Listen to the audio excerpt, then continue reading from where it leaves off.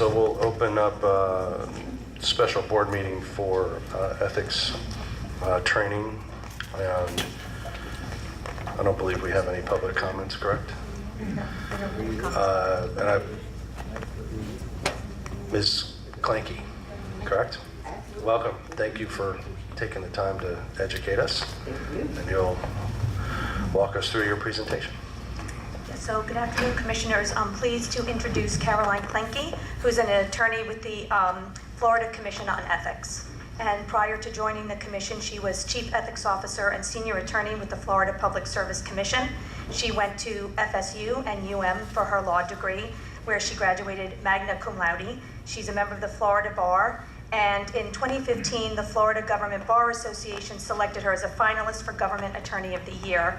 And she will present us with our 2-hour, roughly, ethics training. Any questions? Anytime. I want to begin by thanking all of you for inviting me to come and share the Code of Ethics with you.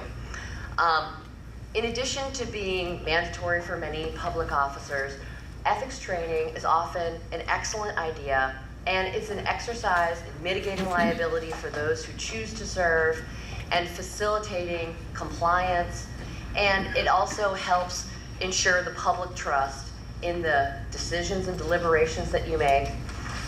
It also provides you with knowledge with regard to all of the panoply of ethics requirements that apply to you.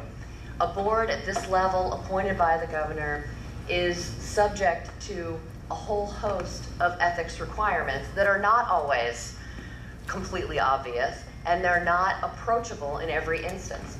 They are, by design, applied with laser beam-like factual precision to the particular facts in any given scenario. And so I'm going to give you a lot of examples during this training. Hopefully, the next 2 hours are not a painfully boring undertaking. I believe that the Code of Ethics itself is society's desire to codify in the laws of Florida its desire to protect the concepts of impartiality, fairness, and transparency. And so from a distance, the Code of Ethics can seem like a Herculean task to comply with. But in practice, it's a practical document that, with training such as this, can easily be complied with and can serve the public's confidence in the decisions and deliberations that you make. Full disclosure, my father is a practicing cardiologist in Volusia County. And prior to coming and speaking with you, I told him to whom I was giving this lecture. And he said, Caroline, help those people. Help them, because it is not, from my standpoint as a cardiologist, were I to serve on a board of that ilk, completely obvious how the Code of Ethics would attach. Especially if I was a new commissioner or new to public service, it's not intuitive at all. A conflict of interest from his perspective seems like often an unreasonable or overly onerous set of scenarios to comply with. I have disabused him of these thoughts and ideas, but he said, this is a wonderful opportunity, an opportunity to help those people to make sure that their service is completely unfettered by any ethical complaints or issues. And so that's what I'm endeavoring to do today. This, although purported to be a 2-hour lecture, it will not be marathon in length. I'm going to break it up into 2 50-minute segments, and I will allow us all to stretch our legs and take a 10-minute break in the interim. Every lecturer is different, but I myself welcome questions all the time.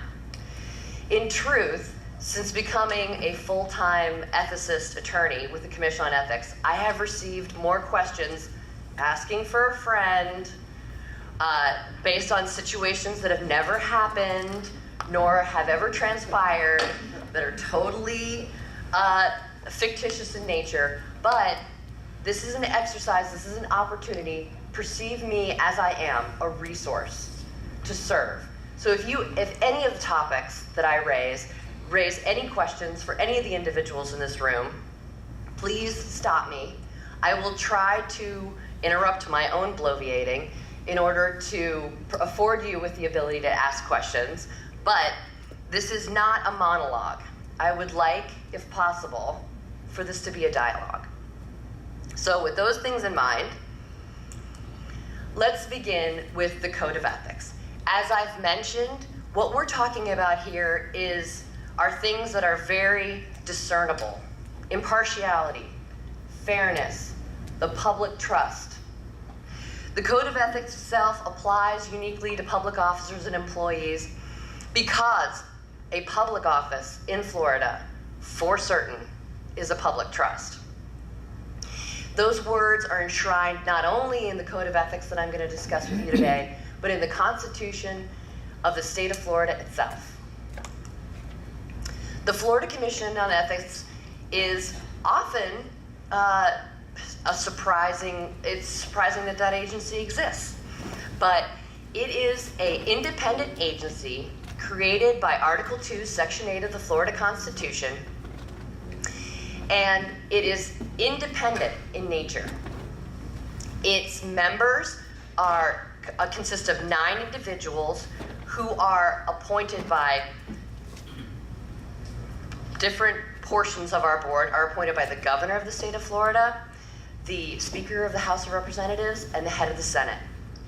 It's politically balanced, and it primarily interprets and enforces Part 3 of Chapter 112 of the Florida statutes. However, there are other provisions of the Code of Ethics that it also has regulatory jurisdictional authority over.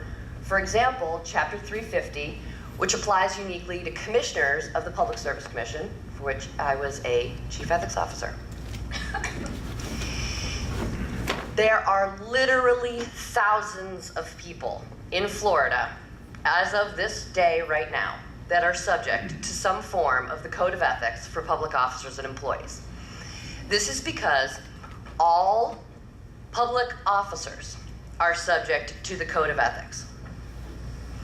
And I'm going to, and of course, public officers includes any person elected or appointed to hold office in any agency. An agency is defined within the Code of Ethics to include an array of public institutions, including special districts. Now, I would be remiss at this point, and I want you to keep this in mind throughout the next 2 hours, that the Code of Ethics is what I'm going to converse with you about today. However, I have, in preparation for this lecture, cast my gaze upon the Broward Health Code of Conduct, and I have to say, kudos. It was passed in October of 2015, and it is an excellent guide and an excellent code of conduct. The code of conduct that Broward Health adopted is applicable to its constituents. It is not enforced or interpreted by the by the Commission on Ethics itself. However, throughout this dialogue that we're going to undertake with each other, I'm going to mention its existence because there are several subject matters wherein it adopts a more granular set of compliance requirements than that of the Commission on Ethics because of the unique business that is transacted by this special district. And so I want you to keep that in mind as I talk about the nuances of the Code of Ethics, because often ethics and compliance in general is like a delicious multi-layered cake of societal good, wherein each layer exists on top of another to be consumed for the protection of all society. So, the Broward Health Code of Conduct is one of those delicious layers of our cake. One giant layer is the Code of Conduct that I'm going to discuss with you today, and which is legally enforceable by the Commission on Ethics itself. In addition to all public officers, all public employees, myself, probably every person in this room, We are all subject to some form of the code of ethics itself, from the governor as a public officer down to the librarian at your public library. We're all public employees subject to some form of the code of ethics. Local government attorneys have a specific provision of the code of ethics that applies uniquely to them and provides some additional restrictions. Candidates for public office, miscellaneous others like commissioners of the Public Service Commission, have some or all of the code of ethics applicable to them. Let's talk about what the Commission on Ethics does, because people think that we are just a terrifying entity of enforcement and punitive action. But in fact, I'm here to tell you we are a resource, first and foremost, and in truth. I can tell you with absolute certainty, as a person for whom it is a unironic honor to serve in this capacity. And we really put our money where our mouth is, because as a resource, we're a resource for the public officers to whom the code applies, as well as all citizens who seek to have the code of ethics truly be an enforced living thing. In this way, we facilitate compliance with the code on ethics in several different ways. The first and foremost, though, is advice. We give advice through many different mediums in order to make sure that it has its maximum effect. We give advice in first and foremost through advisory opinions, published advisory opinions of the Commission on Ethics that are formal in nature, are reserved. They can be requested by any public officer, any candidate for public office, any person who has the power to employ, terminate, hire, or fire any public officer can request a formal advisory opinion. Generally, these opinions, which are published, once issued, they are legally binding on the requester. They are developed and written by attorneys at the Commission on Ethics, such as myself. Some of the examples I'm going to give you are opinions that I was involved in the creation of. They are promulgated, they are proffered once written to the commissioners for their consideration. The commissioners then deliberate with regard to the information that's contained therein and vote for their approval. As such, formal advisory opinions are reserved. They take some time. They take about 2 to 3 months to provide. And they are based on a substantial inquiry from the commission staff to the requester because of their legal binding nature. They're reserved for novel questions of law and for areas in which the Commission on Ethics itself has not yet opined. We also have the seldom known but equally beneficial informal written analysis. When a surfeit of existing advisory opinions that have been published exists on any topic within the Code of Ethics, the specific facts of an individual can be analyzed via a responsive written opinion. These are informal written opinions. They're drafted by the commission attorneys. They go through the general counsel of the Commission on Ethics, and they're incredibly expedited. We understand that many of the issues that face public officers are time sensitive, and that is why this medium exists. When there is exigency surrounding an analysis, one which is based on a particular set of facts, particular to the individual, and we've opined about it in the past in advisory opinions that have been published, we can use the basis of that wealth of information to create these written opinions. They can take anywhere from a week to 10 days. However, I have personally turned them around in 2 days. So it's a written analysis. It comes in the form of a PDF, and it is provided directly via the medium in which you request it. If it comes to me by a letter and they want it by a letter, I will respond via that medium. Frequently, though, it comes via email. So this is something that if you're faced with, for example, a post-employment analysis, or you want to go do a moonlighting situation where you have an outside business. I'm going to talk to you about conflicts of interest that could implicate. This is a great medium where you email me, you email the Commission on Ethics, and my existence is replete with published advisory opinions. I'm a human walking encyclopedia of ethics laws and their interpretation. Not everyone is required to have that granular level of detail, nor would I want you to. I mean, that would be terrible for you. This is something, though, that you might not be aware of the existence of this analysis, but the opinion that's written that comes back to you directly, it's a public record, but it will be replete with citations as well.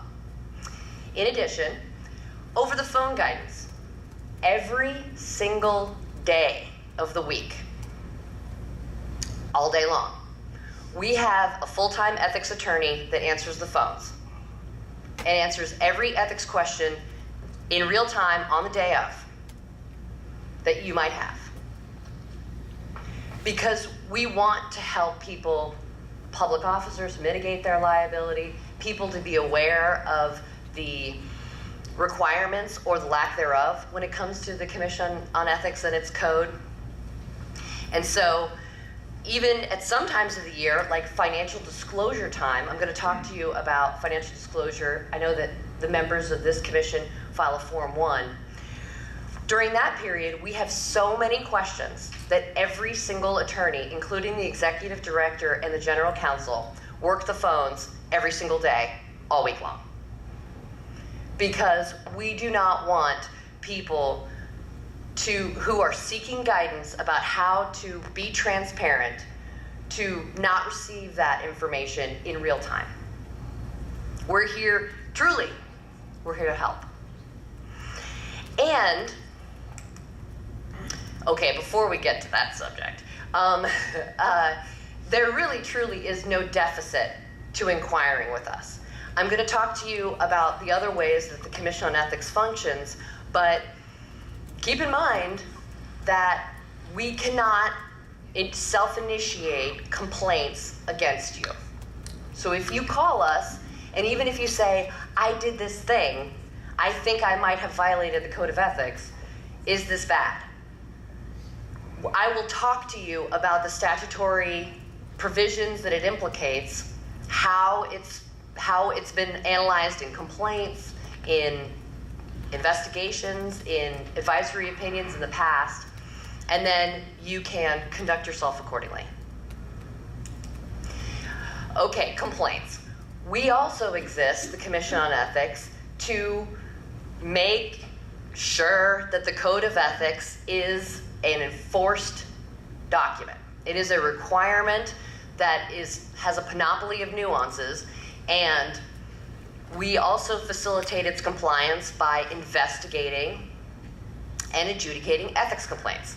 Ethics complaints can be filed by anyone. Even people that don't live in Florida occasionally file ethics complaints. They serve on boards as snowbirds and become enraged. Indeed. Ethics complaints must be filed on a CE Form 50 under a notary seal and your original signature, because it is like they are testifying against the public officer against whom they're filed. Ethics complaints, once filed, before a determination as to probable cause is made, are confidential. Now, the respondent, which is the name we give to the person against whom an ethics complaint is filed, is the holder of that confidentiality, and they can waive it in writing. I don't suggest they do, but they can.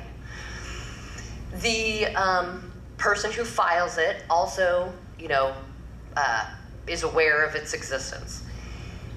Once again, ethics complaints cannot be self-initiated by the Commission on Ethics. So reaching out for our help literally has no liability associated with it. Even if you advise us about the existence of perhaps something transgressive. We're only going to try to facilitate. We're here to help comply. Compliance of 100% of all our public officers, and such that we have no complaints ever filed again, would be wonderful. I would be perfectly happy just sitting in my ivory tower and writing analyses all day long. But there's a caveat there. See the asterisk? If I had a pointer, I don't think I have. Ooh, I do. Okay, so see this? This asterisk, of course, I'm going to expose myself as the attorney that I am. There's one little caveat, and to the we can't self-initiate, and that's referrals.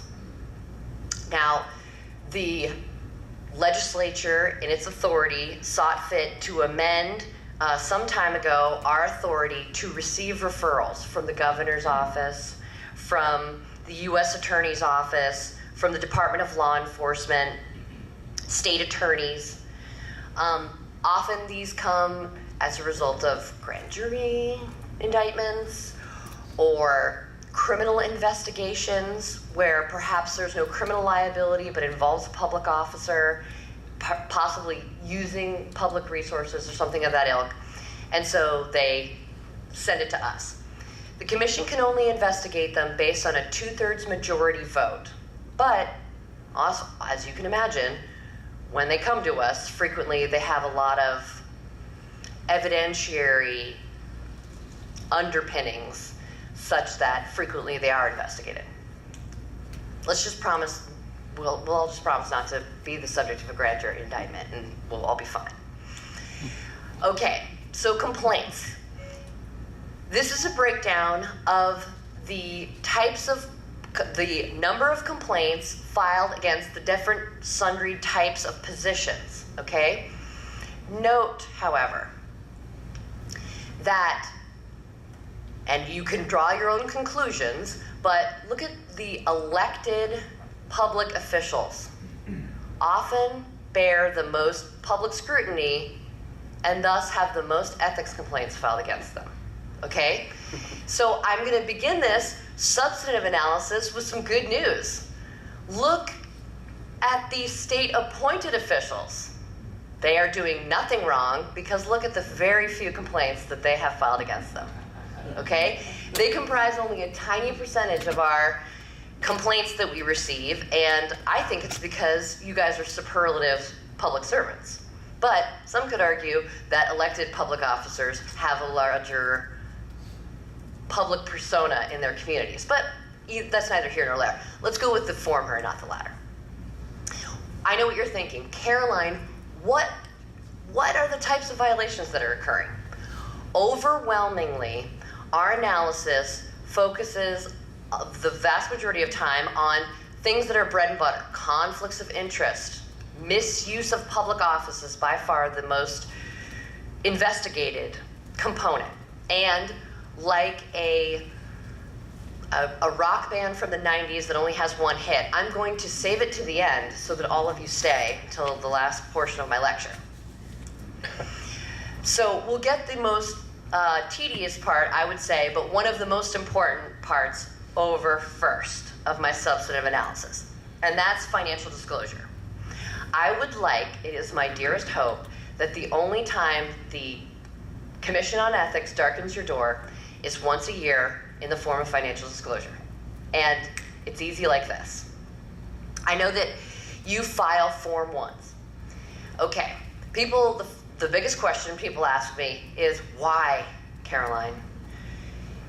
They see that often people perceive the forms of financial disclosure as overly onerous and annoying. And they say, oh, Caroline, this is a deficit to me wanting to serve the public. But in truth, it has a very critical component of transparency. This is the only document that is publicly accessible by members of the public through public records requests that would enable them, should you have a conflict of interest, to discern its existence. This is the document that would connect those dots. It is statutorily designed to discover that type of information. So people often say, oh, well, what is the purpose of these provisions, these different sections of the Form 1? I don't even have to put numbers on it. But that's really the purpose. Okay, once again, there are thousands of people in Florida that have to file some form of financial disclosure annually. These fall into two categories. The individuals who file Form 1s, the limited financial disclosure, which doesn't require any enumerations to be put on it, and those 35,000 plus people in Florida that have to file such a Form 1. And then there's the Form 6 filers who file full financial disclosure. This includes a much broader level of scrutiny. But as we've seen since 2013, the legislature has revisited the requirements of Section 112.3144 that create the Form 6 requirement, and it seems that that category of filers is getting broader and broader. Why that is, I can't opine, but it seems to be revisited with some frequency. It applies to constitutional officers, whereas Form 1 filers include elected local public officers, even candidates for those, specified state employees. I myself as an attorney, have always been a Form 1 filer.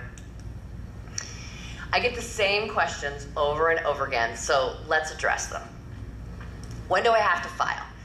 Every one of these forms is due on July 1, but I'm here to tell you, and we don't advertise this normally, there is a penalty-free grace period until September 1st. It applies automatically. So if you, especially those that are new to public service, say, oh, well, I haven't filed my Form 1, it's July 15th, you're fine. Just postmark date it by or before September 1, and there will be no penalty for the latent nature of that form. The disclosure period that's covered by the Form 1 and Form 6 is generally the previous calendar year, January 1 through December 31st. Often people ask me about the protection of personal information. Now, you would think that this would only apply to the Form 6 because frequently for the income portion of Form 6, people attach their tax returns. But people ask me with respect to the, for example, property information that is required by Section C of the Form 1. They ask this question all the time. Is there any way I can protect certain personal information? And the answer is embedded in the exceptions to the Sunshine Law. And it provides that upon written request, an individual public officer, because once filed, all these documents are public records, they can request in writing based on their status. So for example, before you served on this board, if you were a law enforcement officer, you would be able to avail yourself of additional redactions of personal information for yourself, your spouse, your children, your telephone number, your home address, their dates of birth, and yours. But once filed, it has to be done via writing, and we maintain it forever. May I email my form? And if you were Form 6 filers, I would say no, because it has to be notarized under your original signature. But as of last year, Form 1 filers often can email their forms. The respective supervisor of elections in which they file are allowing for this medium through portals that they've developed such that you can scan your document and submit it via email, and the Commission on Ethics also accepts them. They don't have to, Form 1s don't have to be notarized, but they do have to be signed. How do I Can I ask you a question? Would a digital signature suffice? Not currently. It has to be your reflective of your original signature and dated. So, okay, how do I fix a mistake or omission? We get this one a lot. we promulgate the Form 1X and Form 6X, respectively, for the correction of mistakes. And say you're Johnny on the spot, you file your form July 1. If you file it before September 1st, say there's a mistake on it, you've omitted a liability. Oh, I forgot I have a car loan that exceeds $10,000. That's an indebtedness that would need to be reflected. But you just forgot about the car, and so you want to perfect your form. If you do it, if you catch it early enough, those two things are legally grafted by statute. And it is such that no mistake or omission ever occurred. So I highly recommend, when you catch them, fix them. But even after that date, anytime you can fix any mistake or omission contained on your form. How about if I leave public office or public employment? You are required within 60 days of leaving public office or public employment to file a Form 1F. This covers the period between January 1 and the last day you were serving the public in a public capacity or employed in a public capacity, so that we have a full picture of your economic situation. Late filers. Okay. So as I mentioned, July 1, that's the date to keep in mind for filing your Form 1s. However, there's a penalty-free grace period until September 1st. After September 1st, fines that are automatically accruing in the amount of $25 per day, up to $1,500 annually, will begin to attach. Now, these fines can be appealed based on unusual circumstances outside the filer's control that prevented the timely filing of the form. However, okay, I want you to look at this slide, okay, because in 2013, the legislature added to the respective portions of Section 112.3144 for Form 6 filers and 112.3145 for Form 1 filers, that if, in any calendar year, you do not file your financial disclosure, it goes for 60 days. You accrue the maximum penalty of $1,500, and you still haven't filed it. The Commission on Ethics is required by law to initiate an investigation of you to determine if your failure to file was willful.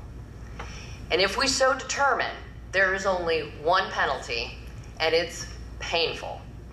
It's the removal from public office. And we have to proffer that both to your board and to the governor. And so it is painful to undertake these analyses. Often it's just the people who are inundated with work and life and all those other things, but it's imperative that you get your form in. Even if you get it in late, get it in. Because removal from public office is incredibly embarrassing for all of us. We don't even like suggesting it. And to the extent that we can avoid it on this level by us talking with you, I would really, really appreciate. I would love to never have to do that again. Okay, so with that ignoble topic, are there any questions about financial disclosure? Anybody have any questions about financial disclosure? Okay, let's talk about something more pleasant, like bribes.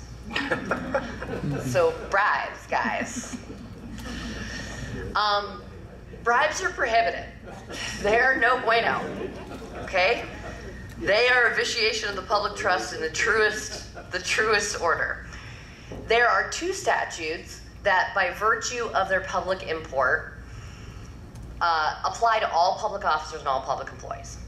The animal control officer has to comply with these two provisions that fall generally within the category of gift, but they essentially prohibit bribes, because bribes are under no circumstances acceptable.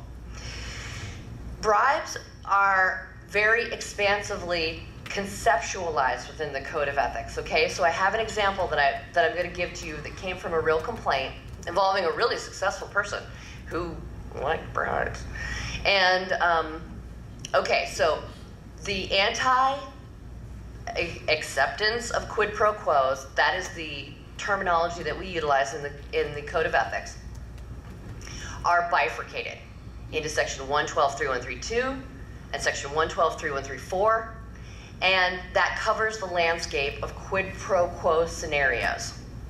The first of which, Section 112.3132, prohibits you from asking for or accepting anything of value, anything, from anyone, based upon an understanding that your vote or official action will be influenced thereby, i.e. bribes.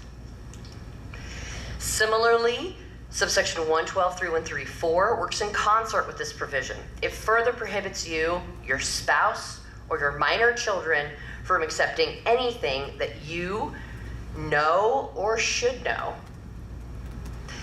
was given with the intent of or expectation of influencing your vote or any official action. And so, before I go on to the case study, which kind of underscores the expansive nature of anything of value in this quid pro quo type scenario, I want to remind all of you about your code of conduct. Because your code of conduct has specific restrictions regarding the acceptance of things of value from certain sources, including referral sources, okay? And it's very expansive. In particular, it further prohibits the acceptance of anything of value in exchange for referrals or any business. So, should you feel the feeling that maybe a quid pro quo scenario is involved with an offer of business, a this for that, an exchange, then you should refer first and foremost to the Code of Ethics, but also to your Code of Conduct. Speaking of the Code of Ethics, so this fact pattern comes from an actual complaint. Frank Fancypants serves as a member of the Sunshine City Commission. During a dinner with John Money, a personal friend and hotel owner, Frank agrees to approve John's ongoing height variance matters in exchange for John arranging a meeting with Shmo Namath, a political mover and shaker and close friend of John's. What are the ethical issues raised by this scenario? The ethical issues are bribes. Bribes are raised by this scenario because here you can see this was merely you're going to, it involved, the meeting itself involved Speaker of the House Tip O'Neill, a potential meeting with him, which has great value to this individual. But because he is agreeing to do something in order to approve this person's height variance matters, it is a prohibited quid pro quo exchange. He argued, pursuant to his investigation, that it wasn't monetary, it didn't have pecuniary value, but that's irrelevant under these statutory provisions. Because he agreed to influence his official action and approve those height variance matters, it constituted a bribe. So let's all avoid that. Okay, so we're almost at break time, people. There is also additional gifts restrictions that apply to individuals who we refer to commonly as RIPes.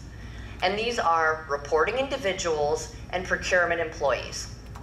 Reporting individuals is anybody, any person, who files a Form 1 or a Form 6 annually, okay? So the context of the additional gifts restrictions, I like to go over because it helps to conceptualize why they apply.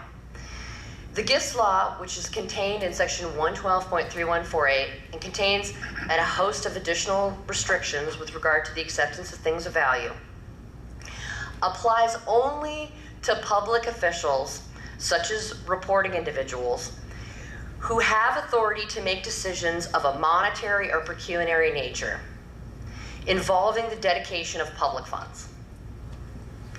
And so these individuals, because of that authority, must not be able to accept expensive gifts from people who are paid to persuade them.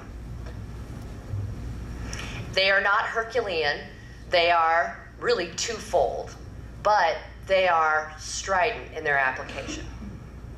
Mechanical, some would say. Okay, but before we get into the prohibited conduct, we have to talk about our lexicon.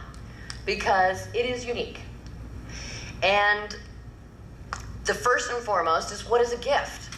What is a gift includes an array of things, because a gift can include anything that you get for which you did not give equal or greater consideration within 90 days. That just means paid for it. But under section 112.312 in our definition section, 12A defines gift very expansively.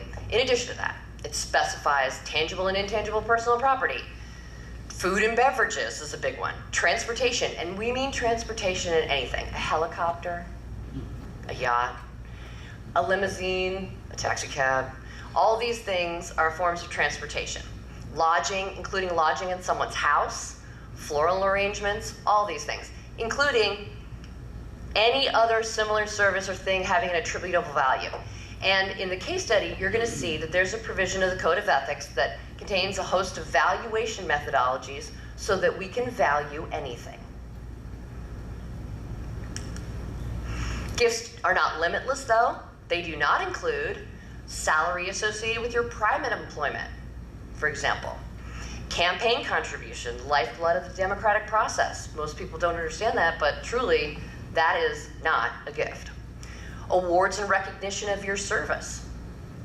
And gifts from government officer, employee type organizations, though this is heavily caveated. There are 3 very lengthy clauses that have to be satisfied for that to attach. And so if you ever want to use that as an exception to the definition of gift to accept something that's expensive, give us a call.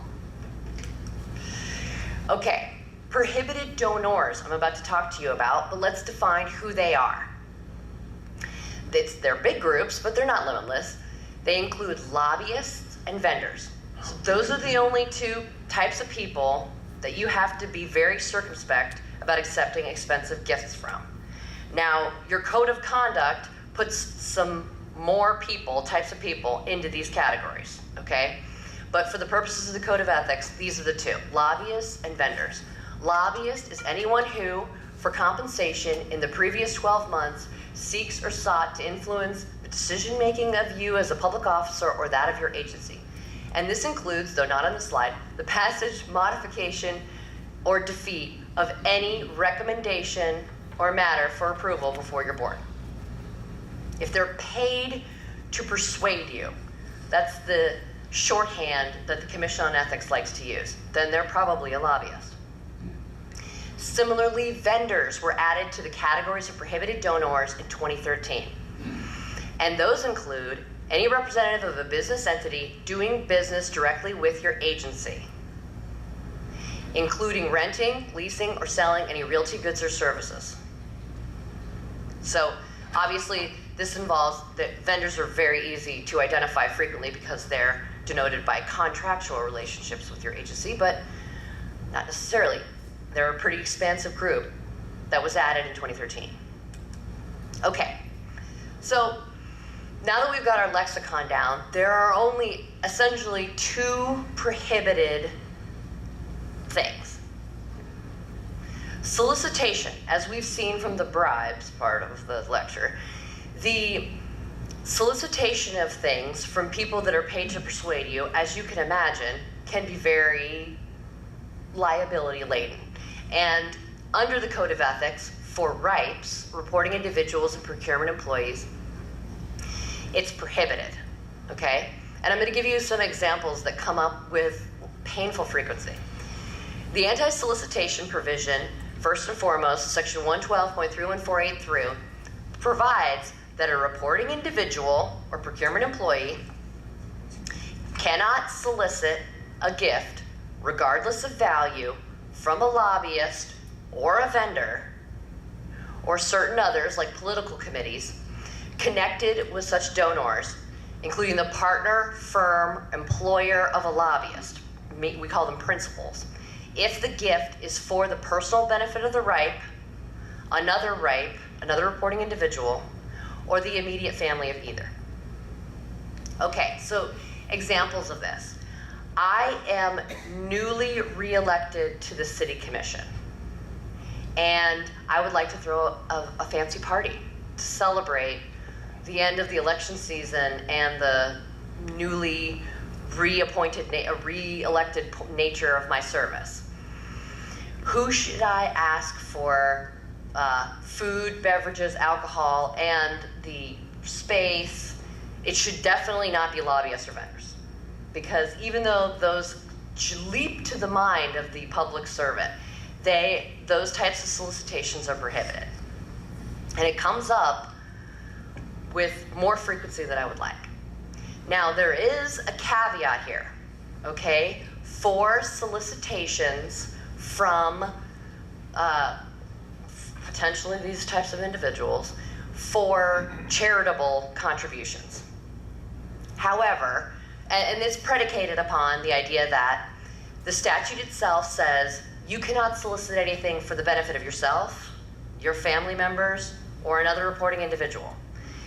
If you are soliciting for your church, or for a community college, or for a bird sanctuary, and you're an ornithology lover, then if those do not benefit you in any way, then they can be permissible.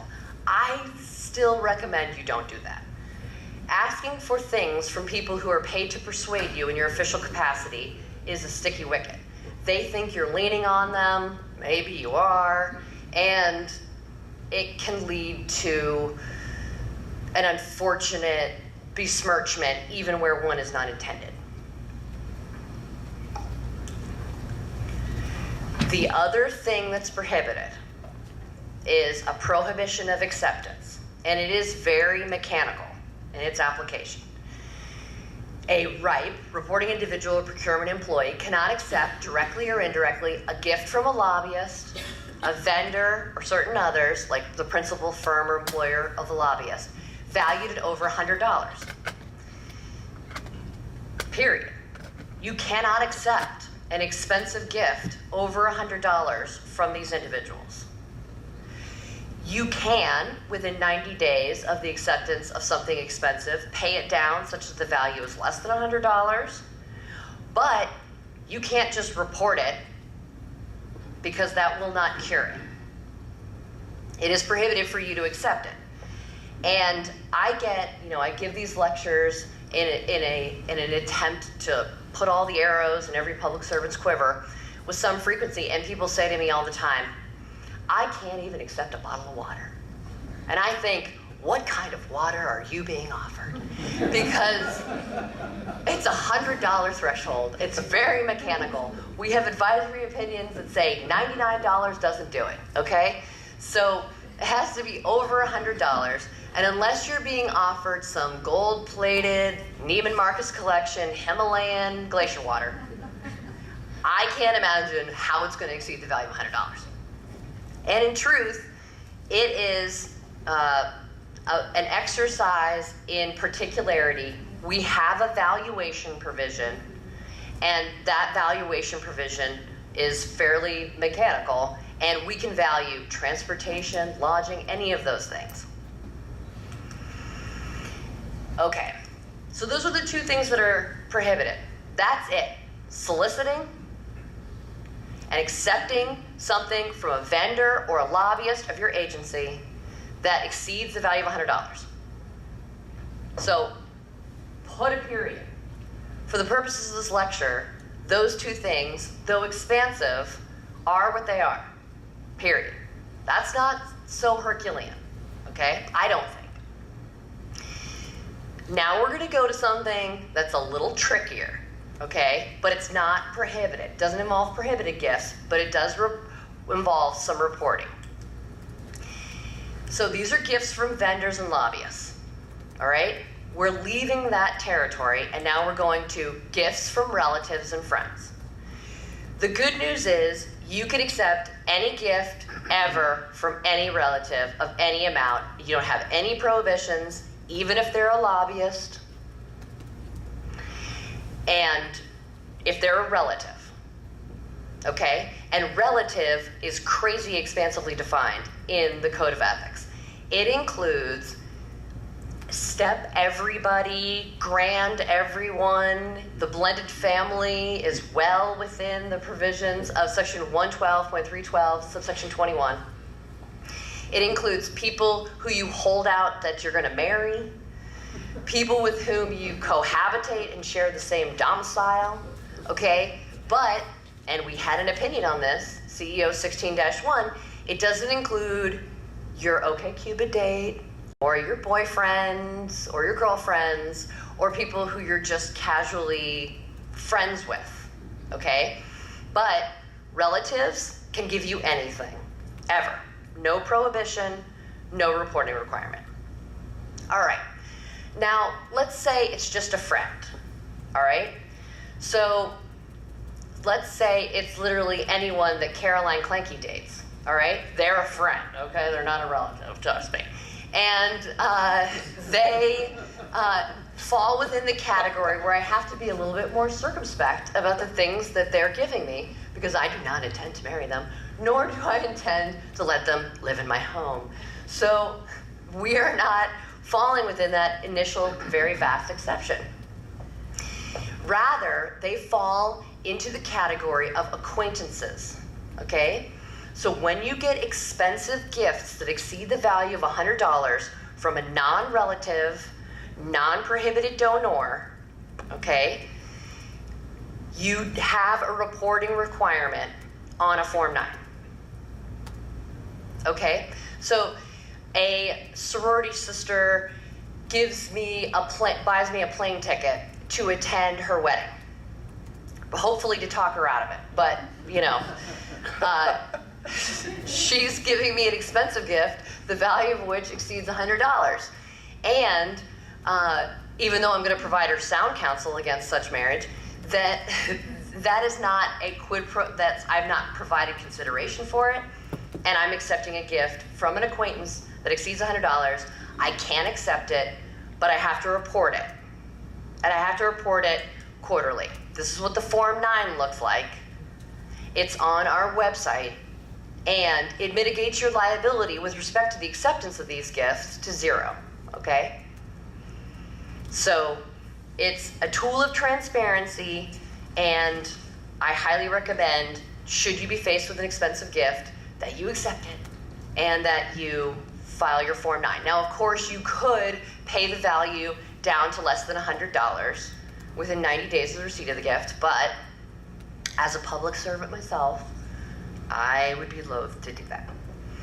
Okay, so this case study is what stands between us and your break, although brief, and it deals with an analysis which I actually had the privilege of undertaking. I drafted this opinion, and I proffered it before the commissioners, and they approved it without amendment.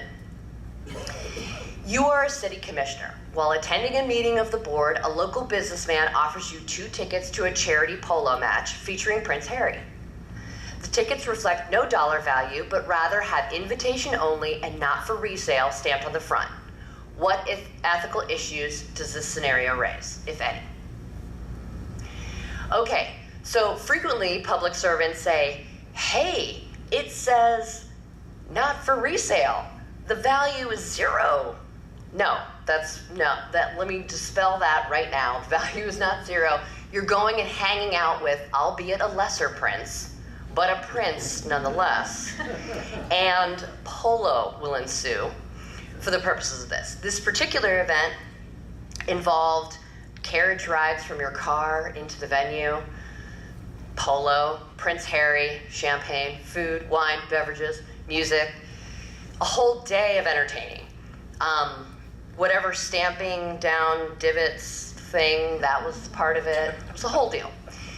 And just because the tickets reflect no dollar value doesn't mean they have no value, okay? So you can look up this opinion. It's opinion CEO 16-10, but I'm going to break it down like an ethicist, so that whenever you receive something of value that you think, oh, this is a gift, let's go through the steps. Step 1, who's the donor? Who's giving me this thing of value? Is he a vendor of my agency? Does he provide, pursuant to contract or otherwise, goods, services, realty, anything to my agency? And that, for special districts, is a vast array of people. Is he a lobbyist? Has he, in his job, sought to influence the decision-making of my board in the preceding 12 months? If the answer to those is no, like here, the donor was a local businessman, in truth, who was a horse aficionado and horse breeder and polo lover, and he was not a vendor or a lobbyist of the city commission, which is excellent news, because that satisfies step one. If the answer to that is yes, if it is a vendor or a lobbyist, stop. Because Prince Harry's there, you're gonna be like, no thanks. Thanks, but no thanks. Appreciate the offer, no thanks.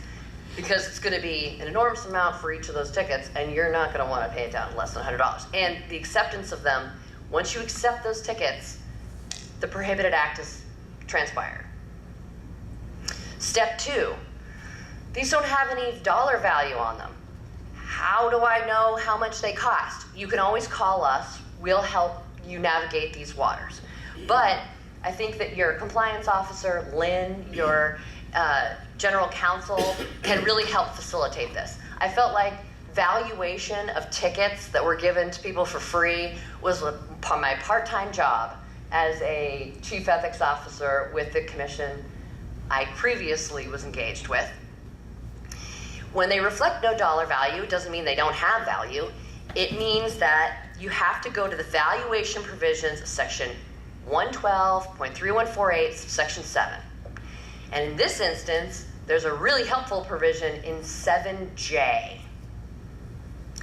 7J provides that you can discern and calculate the pro rata cost of an event involving more than 10 people by dividing the total cost of items provided during the event, including the cost of all food, beverages, and entertainment, divided by the number of guests invited. Okay. Obviously, as you can imagine, with Prince Harry, it involved big numbers, but let's use $100,000. Let's say that I call the organizer. Notice that the statutory language says, divide by the number of persons invited. Okay? This has the benefit of making a much larger group of people. Theoretically, it was supposed to, it does enable and facilitate people who are inclined to pay for something ahead of their attendance, such that they receive no gift at all. They can discern what they would need to pay as a predicate to attending. It also has the ancillary benefit of dividing by the number of persons inviting, which is a much bigger group than the number of persons who actually attended. And it can often mitigate the value of the tickets to less than $100. And if they're less than $100 and you're only getting one ticket, you can accept it. You don't have to report it. It's below the threshold. So here, let's use $100,000. Say there was $100,000. The number of guests were 400 were invited. So through this methodology, we would derive a figure of $250 per person. But notice that this businessman is offering 2 tickets. And tickets are an anomaly in the ethics code valuation provision because you discern the value, you aggregate. So if you get 2 tickets, you're aggregating the value of those tickets, even if you take a spouse, a paramour, a friend, a whatnot. It's going to be attributed to you as well. Okay, so then each of these individual city commissioners who accepted both tickets would have to then, within 90 days, or with quarterly, after they accept this permissible gift, they are perfectly permissible to accept it, and they would only need to file a Form 9 reflecting the full dollar value as attributed via this methodology subsequent to their attendance of the event. And they wouldn't have any problem with being able to fully participate in it. Okay, so now it's break time, but first, any questions about gifts? Please. They would have to file Form 9 even if the donor is not a vendor or a lobbyist. Correct. They would have to file the Form 9 because the donor is not a lobbyist. If the donor here, if step 1 indicated that the donor was a lobbyist or a vendor, they could not accept it. unless they paid for the value to reduce it to less than $100. It would be a prohibited gift. This implicates Form 9 because it's a permissible gift from an acquaintance. This guy's not their relative, but he's also not their lobbyist, and he's not a vendor. Any other questions? Okay, let's take a little break. Let's say 5 minutes. We'll do 5 minutes just to stretch if you have to go to the bathroom. But we will begin promptly 5 minutes from now.